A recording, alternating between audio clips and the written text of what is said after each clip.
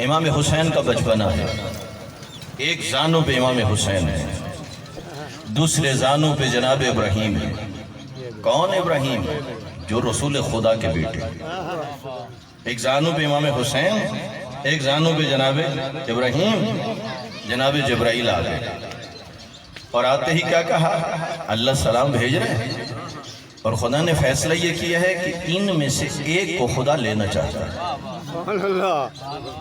اور فرمانا ایک کا انتقال ہو جائے گا، لیکن خدا کہہ رہے ہیں میرا نبی تیری مرضی، تو جس کے بارے میں کہہ دے اس کا انتقال ہو جائے گا. اپنے بیٹے ابراہیم کے بارے میں کہو تو ان کا انتقال ہو جائے گا، اپنے نواز حسین کے بارے میں کہو تو ان کا انتقال ہو جائے گا. اللہ دونوں کو نہیں رکھنا چاہتا، ایک کو. اب مورخین کہتے ہیں رسول خدا نے امام حسین کو بھی دیکھا، اپنے بیٹے ابراہیم کو بھی دیکھا، اور جناب جبرائیل سے کہا اللہ سے کہہ دیجئے میرا بیٹا ابراہیم لے لے، حسین کو رہنے دے. تو جو فرما رہے ہیں. اور مورخین نے وجہ یہ لکھی، کہا ابراہیم کا دکھ فقط مجھے ہوگا اور حسین کا انتقال ہو گیا، مجھے بھی دکھ ہوگا، میری بیٹی کو بھی دکھ ہوگا، میرے بھائی علی کو بھی دکھ ہوگا. جناب ابراہیم کا انتقال ہو گیا، جنت البقیع میں قبر مبارک ہے جناب ابراہیم کی، جو فرزند رسول خدا کے. انتقال ہو گیا.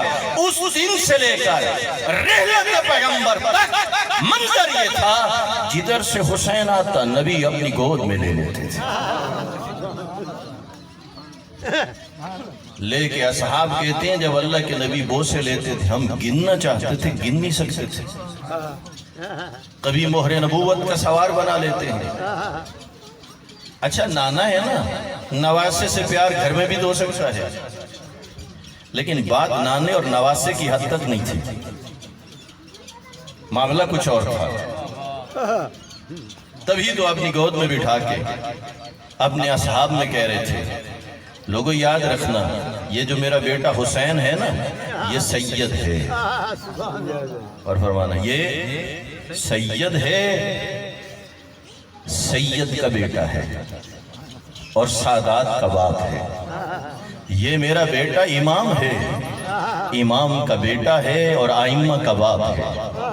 یہ میرا بیٹا حجت ہے، حجت کا بیٹا ہے اور حجج اللہ کا باپ ہے. بتا رہے ہیں اور جب لے کے چلے اور اپنے مہر نبوت پہ سوار ہیں، ایک جلیل القدر صحابی نے پوچھ لیا یا رسول اللہ نعم المرکب، یہ سواری کتنی پیاری ہے. اللہ کے رسول نے آواز دے کے کہا یہ بھی کہو نا نعم الراکب، یہ سوار کتنا پیارا ہے. زندہ باد، زندہ باد.